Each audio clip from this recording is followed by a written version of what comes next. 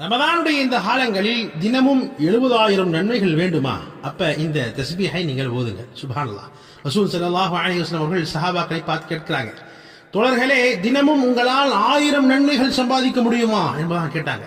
அப்ப சஹாபாக்கள் கேட்டார்கள், நாயகமே சொல்லுங்கள் என்பதாக சொன்னாங்க. அப்ப ரசூல் ஸல்லல்லாஹு அலைஹி வஸல்லம் சொல்கிறார்கள், யார் தினமும் 100 முறை, வெறும் 100 முறை சுப்ஹானல்லாஹ் என்ற தஸ்பீஹ் செய்து விடுவாரோ அவருக்கு 1000 நன்மைகள் கிடைக்கும் என்பதாக சொன்னாங்க. இன்னும் சொன்னார்கள், 1000 பாவங்கள் அல்லாஹ் மன்னித்து விடுவான் என்பதாக சொன்னார்கள். சுப்ஹானல்லாஹ். அப்ப இந்த ரமதானுடைய காலத்துல இந்த தஸ்பீஹ், அதாவது சுப்ஹானல்லாஹ் என்ற தஸ்பீஹை 100 முறை நம்ம ஓதணும்னு சொன்னா, வேற நாட்கள்ல 1000 நன்மைகள் என்றால் ரமதானுடைய காலங்களில் 1க்கு 70 அல்லாஹ் தரும் பொழுது 70,000 நன்மையாக நிச்சயமாக அல்லாஹ் ஜல்ல ஷானஹு தஆலா இந்த தஸ்பீஹ் நாம கொடுக்கிறான் என்பதாக சொன்னா, ரமதானுடைய காலங்களில் அதிகமாக ஓத வேண்டும். அதாவது சுப்ஹானல்லாஹ் 100 முறை ஓதணும் என்பதாக சொன்னா ரமதானில் 70,000 நன்மைகள் கிடைக்கும்.